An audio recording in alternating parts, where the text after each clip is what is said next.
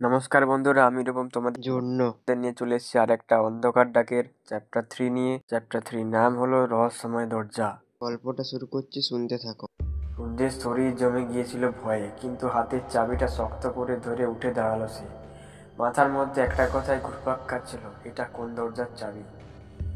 ছায়াটা এবার আক্রোশে কাঁপছে, তার অস্তিত্বের আশেপাশে বাতাস ভারী হয়ে উঠছে। রুদ্র অনুভব করলো সে যেন দম বন্ধ হয়ে আসছে। কোনোভাবে নিজেকে সামলে নিয়ে সে দৌড় দিল সামনের করিডোরের দিকে। ছায়াটা পেছন পেছন ধেয়ে আসছে, অন্ধকার যেন আরো গভীর হয়ে যাচ্ছে তার চারপাশে।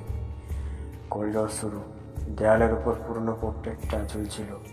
এক মুহূর্তের জন্য রুদ্র মনে করলো ছবির চোখগুলো তাকে অনুসরণ করছে। হঠাৎ করেই করিডোরের শেষে একটা পুরনো কাঠের দরজা চোখে পড়ল। দরজার গায়ে অদ্ভুত সব চিহ্ন খোদাই করা, যেন বহু বছর পুরনো কোনো ভাষায় কিছু লেখা আছে। রুদ্র এক মুহূর্ত দেরি করলো না, কাঁপতে কাঁপতে পকেট থেকে চাবিটা বের করলো, দ্রুত তালায় খুলে দিল। ক্লিক করে শব্দ হলো, সঙ্গে সঙ্গে দরজা খুলে গেল। রুদ্র দরজার ওপাশে দাঁড়িয়ে গিয়ে দরজাটা ধাক্কা দিয়ে বন্ধ করে দিল। সেই মুহূর্তে কিছু একটা প্রচণ্ড ধরে দরজাটার উপরে আঘাত করলো, যেন কেউ তাকে ভেঙে ফেলার চেষ্টা করছে। তার শ্বাস দ্রুত চলছিল। পেছন ফিরে দেখলো সে এক অন্য জগতে এসে পড়েছে। ঘরটা ছোট, কিন্তু চারপাশে পুরনো বইয়ের দাগ। এক কোণে ধুলোমাখা টেবিল, তার উপরে রাখা একটা হলুদ রঙের পুরনো ডায়েরি।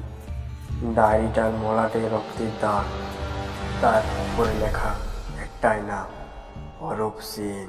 রুদ্র বিস্ময়ে জমে গেল। অরূপ সেন, এই নামটা তো সে শুনেছে, কিন্তু কোথায়? তার মনে পড়তেই শরীরে কাঁপুনি ছড়িয়ে গেল। অরূপ সেন ছিল সেই লোক যে 30 বছর আগে এই বাড়ির মধ্যে নিখোঁজ হয়ে গিয়েছিল।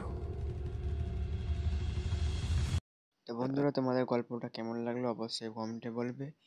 আর এর পরের চ্যাপ্টার 4 পরের দিন সন্ধ্যে 7টায় আসবে। ধন্যবাদ।